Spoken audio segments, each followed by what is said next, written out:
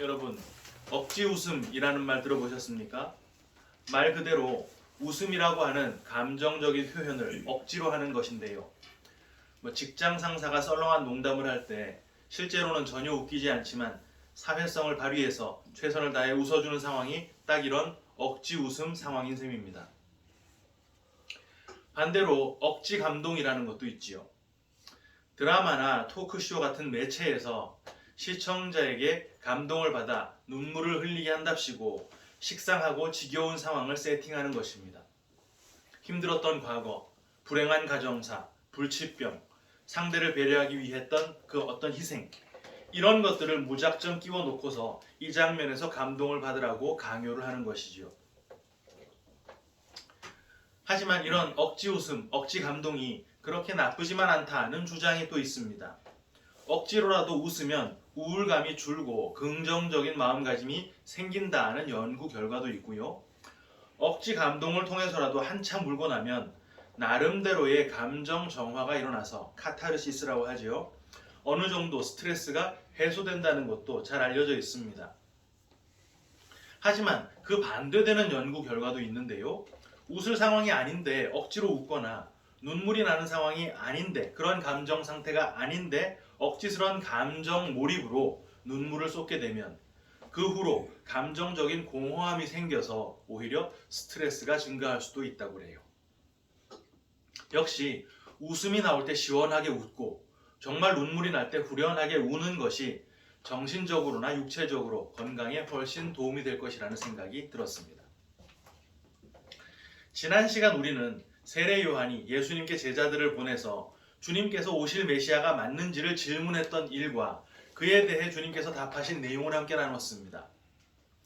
엘리사벳의 뱃속에 있을 때부터 주님을 알아봤던 세례 요한이었지만 역시 율법의 시대에 속했던 사람이었기 때문에 그가 기대했던 메시아는 이스라엘 민족을 구원해낼 민속 메시아일 수밖에 없었죠. 그에 대해 주님께서는 무리들에게 너희들이 광야에 나갔던 그 이유가 갈대를 보려고 했던 것도 아니고 부드러운 옷 입은 사람을 보려고 했던 것도 아닌 선지자를 보기 위함이었다라는 말씀을 던지셨습니다. 그것은 선지자를 보려고 광야에 나갔던 걸 칭찬하신 것이 아니라 너희들이 그렇게 보려고 한 그 선지자, 그 율법의 시대가 이제 끝났다라는 것과 그 모든 선지자들이 예언했던 진짜 메시아, 나 예수, 다른 말로 뭐요? 천국. 그 천국이 이제 직접 택하심을 입은 자들을 침노해 들어와서 그들을 천국의 소유로 삼아버리실 것이다 라는 것을 선포하신 것이었습니다. 정리하자면 율법의 시대가 이제 끝이 났고 은혜의 시대가 시작되었다라는 선포를 하신 것이었죠. 오늘 우리는 이 마태복음 11장을 끝까지 함께 읽었는데요. 흔히 말하는 장터 아이들의 비유가 포함되어 있습니다. 그 내용은 아주 간단하지요. 장터에 모여서 놀던 아이들이 동물을 불러서 야, 우리가 너희한테 이렇게 피리를 불었는데 왜 춤을 안 추는 거야? 야, 우리가 이렇게 슬프게 우는데 너희들은 왜 가슴을 치지 않는 거야? 이렇게 말했다는 것이 비유의 전체 내용입니다. 거기에 주님은 이 비유가 의미하는 것으로 보이는 내용을 덧붙여 주셨죠. 야, 너희들 요한이 와서 먹지도 마시지도 않으니까 야, 저거 귀신 들렸네 이렇게 하더니 이제 내가 와서 먹고 마시니까 저 먹기를 탐하고 포도주를 즐기고 세리와 죄인들의 친구네 이렇게 말을 하는구나 라는 말씀을 덧붙이셨습니다. 이 비유는요, 사실 설교자들에게 그렇게 인기가 많은 비유가 아닙니다. 그 이유는 비유에서 뚜렷하게 교훈이다 라고 할 만한 부분이 없기도 하거니와 이 아이들이 어떻게 되었다라는 결론이 나오지 않기 때문에 봤지? 자칫 이렇게 되는 수가 있어. 그러니까 너희들 잘해야 돼. 그러니까 너희들 조심해야 돼. 이렇게 임팩트 있는 결론을 내기도 모호하기 때문이에요. 그래서 그나마 가장 보편적으로 전달되는 교훈은 말씀이 선포될 때 그 말씀에 대한 아무런 반응 없이 춤추듯 기뻐하지도 않고 회개의 눈물을 흘리며 가슴 치지 않는 무감각한 성도가 되지 말고 기쁨으로 말씀을 받자. 기쁨으로 말씀을 받고 또 말씀이 우리를 찌를 때 그 찔림을 통해 애통하는 성도, 영적으로 민감하게 반응하는 깨어있는 성도가 되자. 이런 정도입니다. 하지만 사실 그런 접근은요, 오늘 본문을 제대로 이해하지 못한 것일 수밖에 없습니다. 만약 주님께서 지금 주시려고 하는 그 교훈이 정말 그렇게 말씀에 민감하게 반응해야 한다라는 것이었다면 주님께서 비유에 등장하는 야 너희들 왜 그렇게 반응이 없어? 이렇게 질문하는 당사자가 장터에서 노는 아이들이 아닌 실제 결혼식이나 실제 장례식에서 정말 피리를 부는 사람, 정말 애곡을 하고 있는 사람이라야 했단 말이에요. 실제 결혼식장에 와서 다들 즐거워하고 있는데 혼자 삐딱선을 타서 시큰둥하게 있거나 실제 장례식에 와서 모두가 다 슬퍼하고 있는데 혼자 무덤덤하게 앉아있다면 야 저거 사이코패스 아니야? 아니 하다못해 그래도 인간의 도리가 있고 예의가 있지 뭐 이런 말이라도 할 수 있을 거 아닙니까? 하지만 지금 아이들이 피리를 불고 애곡을 하고 있는 그 상황은 실제 상황이 아닌 놀이입니다. 실제 신나는 상황도 아니고 실제 슬픈 상황이 아닌데 놀이를 하기 위해서 피리도 불고 곡을 하고 있었던 것이란 말이에요. 그러니까 그 피리에 춤을 추지 않거나 그 곡소리를 듣고 가슴을 치지 않는 아이들은 그냥 그 놀이가 싫었건 피리 불고 곡하는 아이들과 친하지 않았건 아니면 어떤 알 수 없는 다른 이유로 반응을 하지 않았건 그 이유가 무엇이었건 간에 억지 웃음을 웃지 않고 억지 감동을 받지 않은 것일 뿐 정말 잘못한 일은 아니었다는 말이죠. 게다가 지금 순서도 조금 이상합니다. 말씀에 민감하자라는 교훈을 이끌어내려면 세례 요한이 와서 먹지도 마시지도 않았던 것을 장례식에 곡한 것으로 매칭을 하고 주님께서 오셔서 먹고 마시고 다 하신 것, 그것을 결혼식장에서 피리 분 것으로 매칭을 해야 합니다. 하지만 실제로는 세례 요한이 와서 먹지도 마시지도 않았던 것이 먼저였고 주님께서 오셔서 먹고 마시고 하신 것은 그 다음이었거든요. 그런데 비유에서는 피리를 부는데 춤 안 췄다고 하는 것이 먼저고 곡을 하는데 가슴을 치지 않았다는 게 나중에 있단 말이에요. 그 순서가 맞지 않단 말입니다. 오늘 본문을 푸는 키는 19절 하반절인데요. 제가 다시 한번 읽어드리겠습니다. 지혜는 그 행한 일로 인하여 옳다함을 얻느니라. 원래 성경에서 지혜는 예수님을 상징하는 표현입니다. 잠언 8장을 보면 지혜가 스스로 말하는 장면이 소개되어 있는데요. 제가 두 군데만 소개해드리겠습니다. 잠언 8장 12절 나 지혜는 명철로 조소를 삼으며 지식과 근신을 찾아 얻나니 35절 대저 나를 얻는 자는 생명을 얻고 여호와께 은총을 얻을 것임이니라. 예수님을 상징하고 있겠지요. 그런데 예수님께서 의로우심을 얻으신 것이 그 행하신 일 때문입니까? 주님께서 행하신 일을 대표하는 것은 두말할 필요도 없이 십자가지요. 주님께서 그 십자가 안 지셨다면 의롭지 않은 분이란 말입니까? 아니잖아요. 애당초 의로우시니까 대속제물의 자격이 있었던 것입니다. 그러니까 지금 19절에서 말하고 있는 그 지혜는 예수님을 말하고 있는 게 당연히 아니겠지요. 그 힌트는요, 바로 오늘 본문 25절에 주어져 있습니다. 25절 제가 읽어드릴게요. 그때에 예수께서 대답하여 이르시되 천지의 주제이신 아버지여 이것을 지혜롭고 슬기 있는 자들에게는 숨기시고 어린아이들에게는 나타내심을 감사하나이다. 하나님의 뜻을 지혜롭고 슬기 있는 자들에게 숨기셨다면 그 지혜와 슬기가 좋은 의미로 쓰인 것일 수는 없겠죠. 성경이 말하는 지혜의 근본은 하나님을 경외하고 그를 아는 것입니다. 잠언 9장 10절 여호와를 경외하는 것이 지혜의 근본이요 거룩하신 자를 아는 것이 명철이니라. 그런데 그렇게 여호와를 알고 여호와를 경외하는 것을 인간이 스스로 할 수가 있습니까? 오늘 본문에서 주님이 그거 안 된다고 말씀하셨죠. 본문 27절 내 아버지께서 모든 것을 내게 주셨으니 아버지 외에는 아들을 아는 자가 없고 아들과 또 아들의 소원대로 계시를 받은 자 외에는 아버지를 아는 자가 없느니라. 하나님께서 계시를 해주셔야만 알려주셔야만 아버지를 알 수 있다고 합니다. 그게 지혜고 그게 명철인 것이죠. 최초 아담과 하와는요 그 지혜와 명철을 가지고 있었습니다. 왜? 하나님께서 스스로를 그들에게 계속해서 계시하셨고 그 사람 안에 하나님의 생기를 불어넣어 두셨거든요. 그거 뭐라 그랬습니까? 하나님의 영이 사람에게 들어와 그 사람의 생명이 된 것. 그게 뭐요? 원래 혼의 존재였던 사람이 영적 존재, 영이 된 것입니다. 사람이 하나님의 영을 통해서 영적 존재가 되었으니까 영이신 하나님을 당연히 알 수밖에 없겠지요. 고린도전서 2장 11절 사람의 일을 사람의 속에 있는 영 외에 누가 알리요? 이와 같이 하나님의 일도 하나님의 영 외에는 아무도 알지 못하느니라. 그런데 선악과를 따먹은 그 사건을 통해 인간들은요, 하나님께서 주시지 않은 지혜를 갖게 되었습니다. 창세기 3장 6절 여자가 그 나무를 본즉 먹음직도 하고 보암직도 하고 지혜롭게 할 만큼 탐스럽기도 한 나무인지라. 여자가 그 열매를 따먹고 자기와 함께 있는 남편에게도 주매 그도 먹은지라. 그 지혜가 실제 주어졌어요. 선과 악에 대해 눈이 밝아졌단 말입니다. 하지만 그로 인해 하나님의 영이 떠나게 되었고 인간은 다시 혼의 상태, 혼이 되었다 그랬었죠. 그걸 정령 죽은 상태다라고 한다 그랬습니다. 그때부터 인간들은 하나님을 알고 경외하는 그런 지혜가 아닌 스스로 선과 악에 대해 눈이 밝아진 그 지혜로 하나님을 알려고 하는 시도를 하기 시작했죠.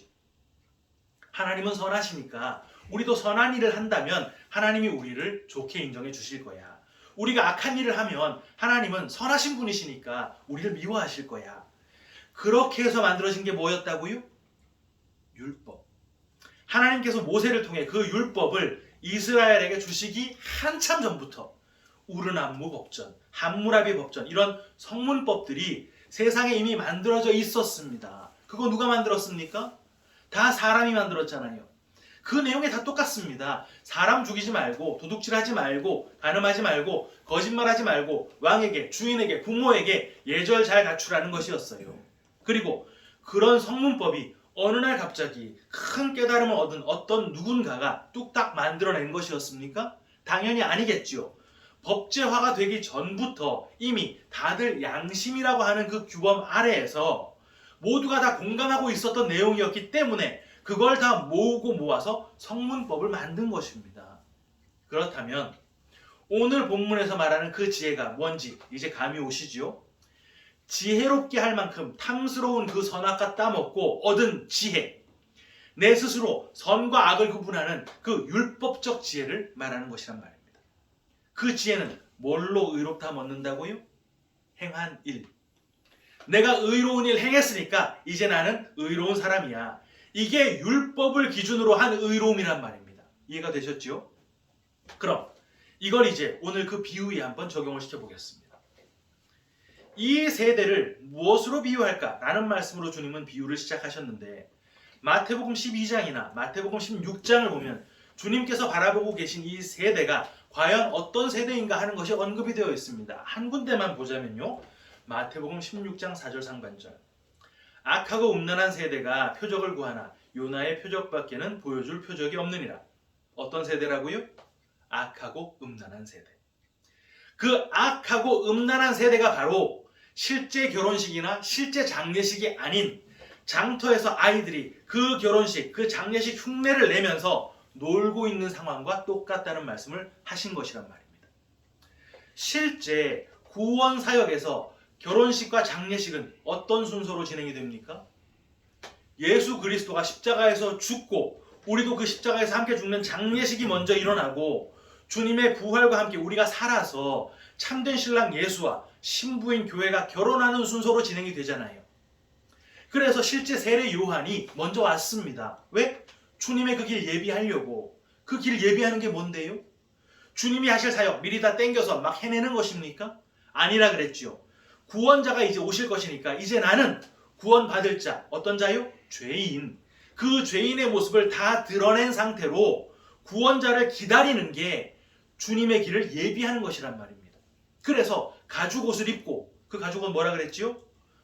선악과를 따먹고 에덴 동산에서 쫓겨날 때 아담과 하와가 입었던 옷 아닙니까?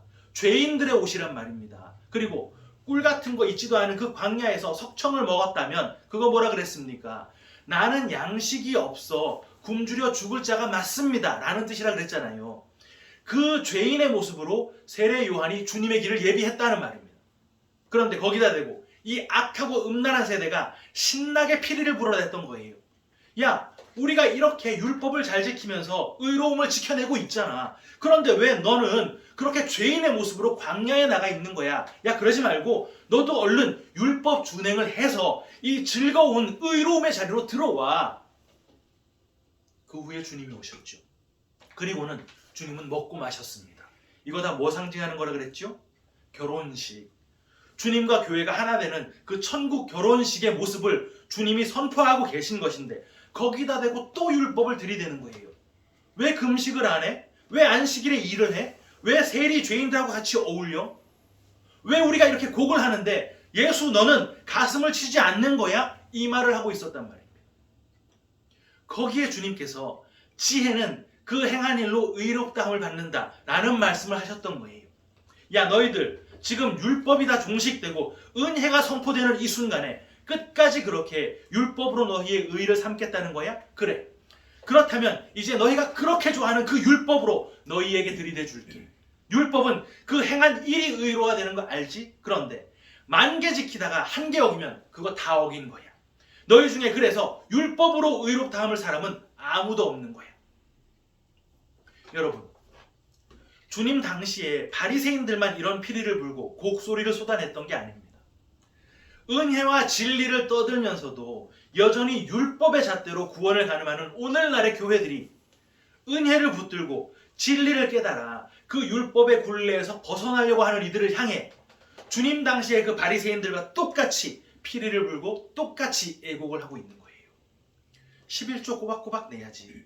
주일 성수 꼬박꼬박 해야지.